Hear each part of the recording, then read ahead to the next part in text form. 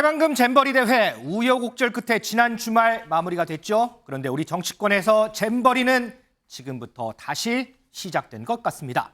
첫 번째 앵커의 픽, 이 얘기부터 좀 해보겠습니다.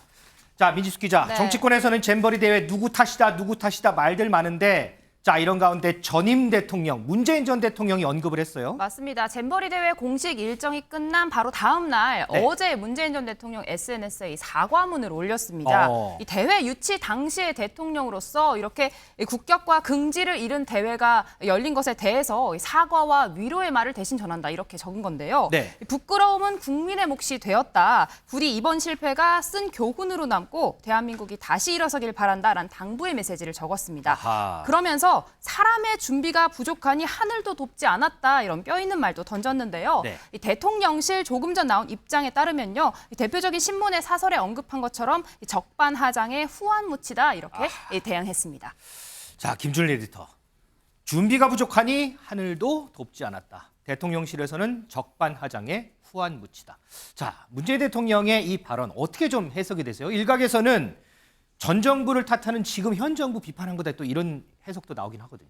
뭐 해석하고 싶은 대로 각자 해석을 하는 거겠죠. 지금 뭐 그러니까 정치권은 항상 오해할 준비가 돼 있잖아요. 무슨 말을 하든. 예. 그러니까 이거는 그냥 뭐 각자 유리한 대로 해석을 하고 싶은 대로 해석을 하는 것 같습니다. 뭐 그렇게 읽히기도 합니다. 사람의 준비가 부족했다라는 게 이 정부의 사람의 준비가 부족했을 수도 있고 전 정부의 사람의 준비가 부족할 수도 있는 거죠. 그러니까 읽고 싶은 대로 읽는 거고. 김준일 에디터는 어떻게 해석되세요? 저는 그러니까 사과를 한 이유가 지금 아무도 책임지지 않고 아무도 사과하지 않는 이 상황에서 네. 대통령 전임 대통령으로서 나라도 사과해야 되겠다라는 거를 이제 한 것 같아요. 그러니까 저는 그게 중요한 게 그거예요. 이거는 뭐 박근혜 정부 때 이 그 잼버리가 전북 새만금으로 이제 결정이 됐고 그래서 문재인 정부 때 유치가 됐고 그다음에 준비 과정이 있었고 그다음에 이제 이거를 운영을 한 게 이제 지금 현 정부란 말이에요. 네. 그러면 이게 다 걸려 있어요. 사실은 이제 잘잘못을 가려봐야 되겠지만은 누가 제일 뭐 잘못을 했느냐 이거 따지기도 쉽지도 않습니다.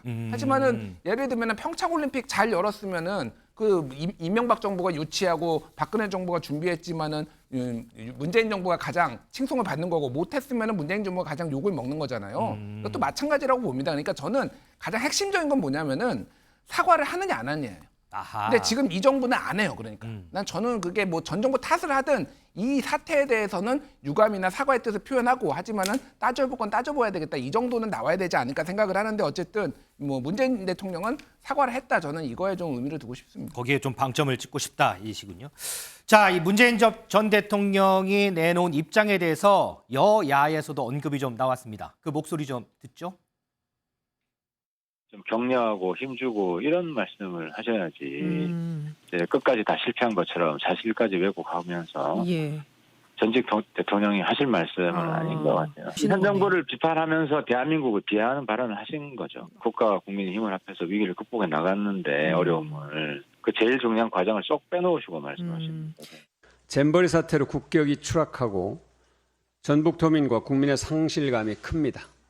그런데 책임 있는 자리에 있는 모든 사람들은 남 탓하기에 바쁩니다. 문재인 전 대통령은 대회 유치 당시의 대통령으로서 사과와 위로의 마음을 전한다고 밝혔습니다. 다시는 국제행사로 국격이 추락하고 또 국민 앞에서 내 탓으로 국민을 실망시키는 일이 되풀이되지 않도록 노력하겠습니다.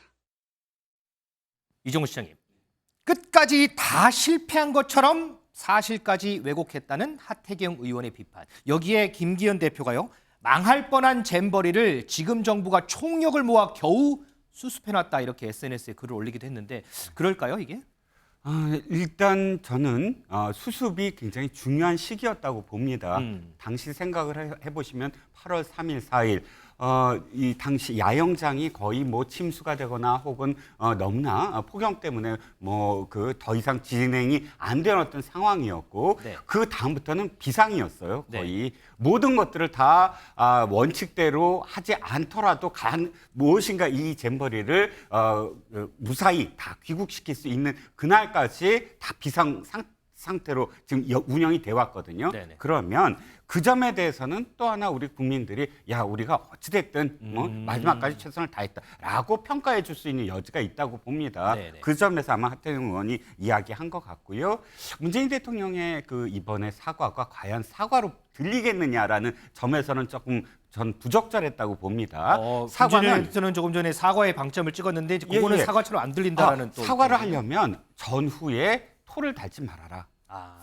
전적으로 이건 이런 부분에 있어서 우리가 전적으로 잘못했다. 내가 현직에서 잘못했다 하고 끝냈어야 돼요. 그래야 여기에 대해서 맞아 최선을 다했구나라고 도리어 생각해 줄 거예요. 국민들은. 그런데 역으로 이렇게 얘기해요. 유치한 대통령으로서 이렇게 얘기해요. 아니에요. 2017년에 유치했고요. 5년 동안 사실 모든 것들이 다 그 안에서 벌어집니다. 저는 이번 그 잼버리 대회에서 가장 문제가 되는 게 기존의 간척지를 이용했으면 됐어요.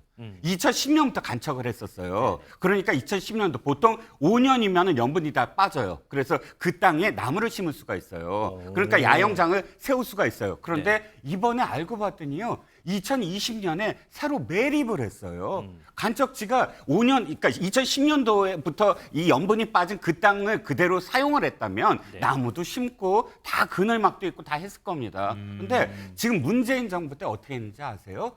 기존에 뻘밭을 2년 동안 매립을 해요. 2년 동안 매립을 하니까 나무 심을 수 있어요? 없습니다. 그러다 보니까 이게 물이 안 빠지니까 어떻게 해요? 농지로 전환해요. 일시 전환해서 농지기금 1,000억 원을 빼요. 빼갖고 그 돈 다 사실은 어디로 갔는지 안 보여요. 자, 다시 말씀드립니다만 지금 이미 감사를 통해서 이 모든 것들이 다 드러날 겁니다. 유치만 하신 게 아니고요. 모든 결정을 다 하셨어요. 안 되는 땅을 2년 그렇게 간척지를 매립을 해갖고 모든 특혜를 다 준.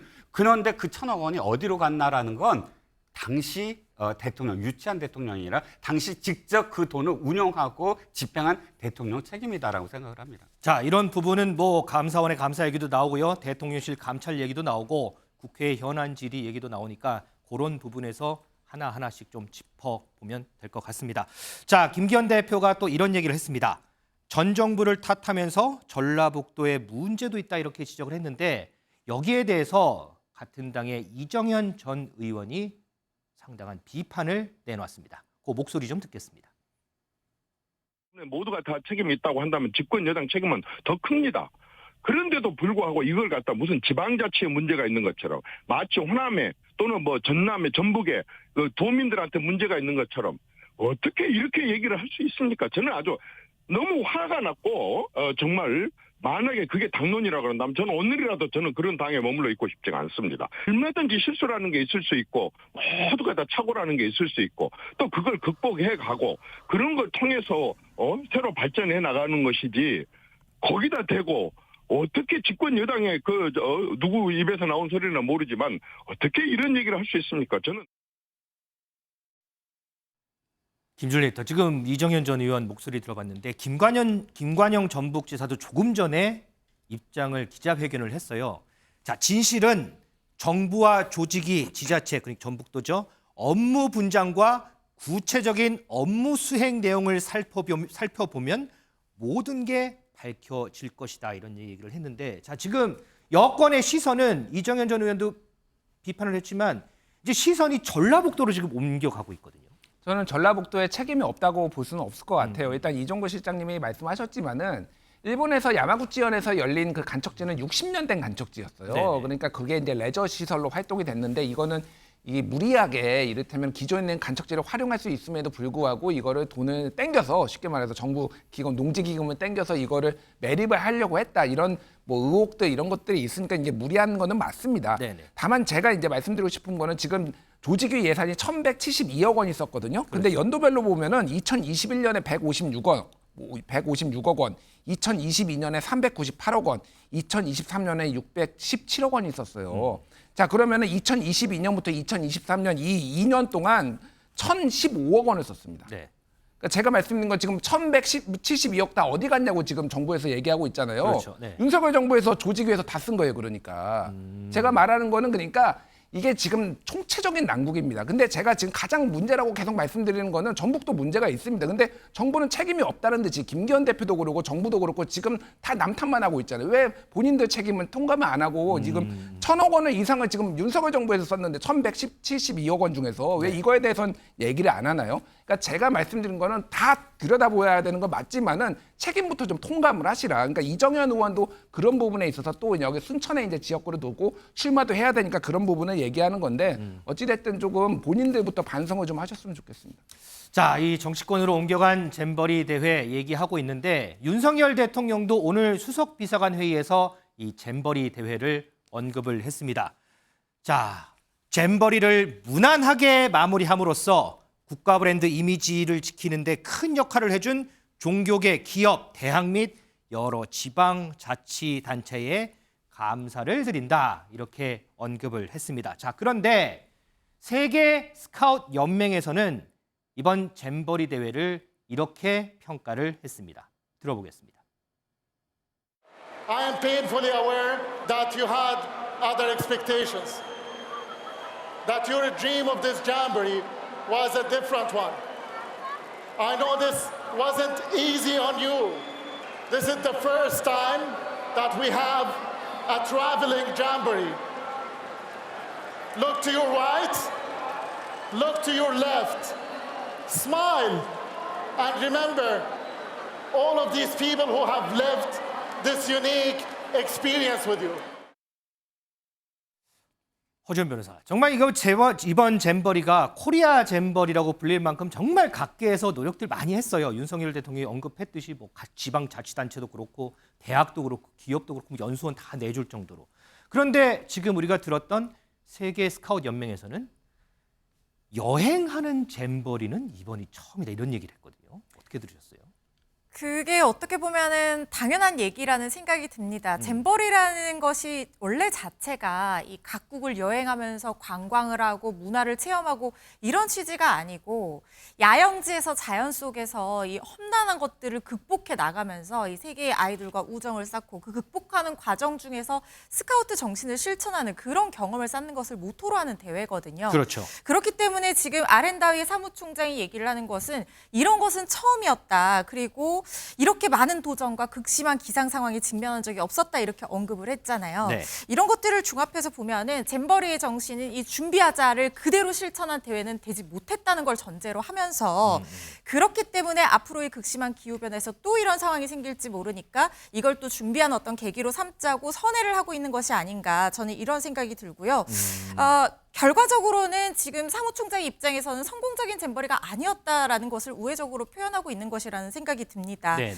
이게 우리가 기억해야 할 것이 대통령도 그렇게 뭐 말씀은 하셨지만 무난하게 마무리가 그나마 됐어요. 극단적인 파행으로 치닫지는 않아서 그나마 다행이었지만 언제나 기억해야 될 것은 이것은 성공이 아니라 차선책의 성공이었다는 걸 잊지 말아야 된다는 생각이 듭니다. 아하. 그리고 그 차선책의 성공에는 대통령 이야기처럼 우리 기업들, 국민들, 또 각 대학들, 지방자치단체 공무원들까지 정말 합심해서 하나가 돼서 그 옛날에 우리 근무후기 운동할 때 국민들이 나섰던 것처럼 어떤 국가적으로 유치한 행사의 위기를 국민들의 힘으로 이겨냈다는 점도 잊지 말아야 할 것 같다는 생각이 듭니다. 자, 이런 가운데요. 민주당에서 나온 한 발언이 지난 주말 나왔었는데 계속해서 파장이 일고 있습니다. 국민의힘에서는 맹공을 펼치고 있는데 어떤 발언인지 한번 들어보겠습니다. 저는 엑스포 유치는 사실상 물 건너갔다고 봅니다. 이거를 역전시키려고 하는 노력을 기울이는 과정이었는데 이런 참사가 있었는데 어떤 나라의 정치인들이 대한민국에 표를 주겠습니까? 그 발언을 사과하라고 했더니 도리어 생뚱맞게도 지역주의 부활이냐며 적반하장이었습니다. 망을 반복하는 인사에 대해 책임 있는 조치를 할 것을 다시 한번 촉구합니다. 사우디하고 한국이 축구 경기를 하는데 한국 져라 뭐 이러고 있는 거 아니에요? 국익 저해, 국익 손상, 국익 훼손 발언이죠. 한덕수 총리가 올해 3월에 잼버리 대회의 성공적인 개최는 부산 엑스포 유치에 큰 도움이 될 거라고 이야기를 했거든요. 잼버리하고 부산 엑스포가 영향이 있다. 이걸 알고 있었던 거고 그렇다고 하면 정말 더 열심히 준비를 해야 되는데 그 부분에 대해서 저는 지적을 하는 거고. 이종훈 시장님, 저 김한규 대변인의 저 발언이 계속해서 지금 논란이 되고 있거든요. 왜냐하면 지금 부산 엑스포가 아주 치열한 접전이에요. 그렇죠, 우리가 맞아요. 뒤늦게 뛰어들었잖아요. 네. 그러면 부산 엑스포 관계자들한테 직접 들은 이야기는 정말 지금 치열하게 한 표 한 표를 따라가고 있다. 역전은 못 시켰지만 그래도 지금은 팽팽한 순간이다. 이런 시점에서 김한규 제1야당 더불어민주당 대변인입니다. 그렇다면 아직 우리가 11월 달이니까 한 3개월 정도는 더 치열하게 무엇인가 해야 될 어떤 상황이잖아요. 유치전을 계속 펼쳐야죠. 자, 네. 김한규 대변인 얘기처럼 사실 이 정부가 지금 이 잼버리 대회에서 제대로 못한 부분이 있는 거 지적하는 건 맞아요. 그리고 더 치열하게 어떠한 대회라도 우리가 더 점검을 해야 되는 건 맞아요. 그리고 또 야당 대변인이 그거 지적하는 건 맞아요. 하지만 아직 우리가 끝나지 않은 그런 유치전에 있어서 물 건너 갔다라고 아예 단언을 해버린 것. 이 부분은 사실상 아무리 무슨 얘기를 하더라도 일단 그 부분은 좀 지나쳤다라고 인정하고 그다음 토론을 가는 게 사실은 더불어민주당의 유익한 상황이 아닌가 싶습니다. 자, 이 잼버리 대회 지금 총정리하는 상황인데요. 그런 시점인데, 자, 마지막으로 이 정리한 시점에서 하나만 더 보고 가겠습니다. 자, 이 잼버리 대회가 지난 금요일 날 K-팝 콘서트로 대미를 장식을 했죠. 그런데 이 K-팝 콘서트 도중에 나온 한 노래를 가지고 지금 뒷말이 좀 나오고 있습니다. 어떤 노래인지 먼저 좀 들어볼까요?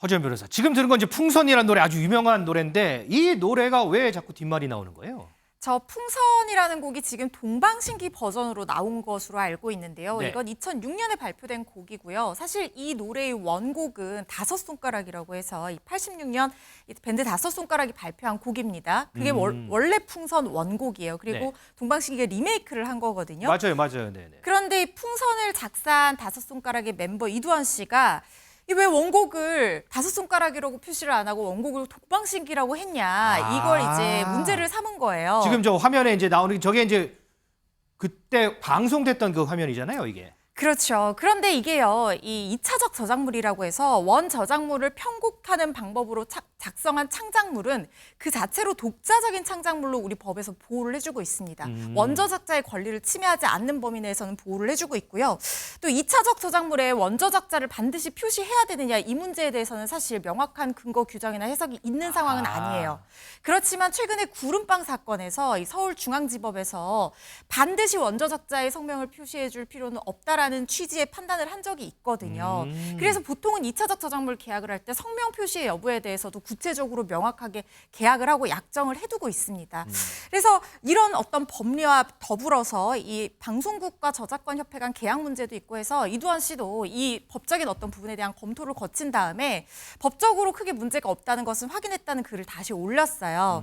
그리고 본인이 어쨌든 20살의 순수한 마음으로 쓴 곡이라서 이렇게 불려지는 게 좋은데 그래도 원저작자의 어떤 권리도 좀 존중해줬으면 좋지 않겠냐, 이런 취지에서 얘기한 것이고, 네. 더 이상 논란으로 번지지 않기를 바란다, 이런 입장을 밝혔습니다. 자, 조금 전에 화면은요, 저희가 이제 방송 중계 화면을 재구성한 화면이라는 거 다시 한번 좀 정정해서 말씀드리겠습니다. 자, 이렇게 예기치 못한 곳에서까지 또 뒷말이 나오는 그런 잼버리였던 것 같습니다.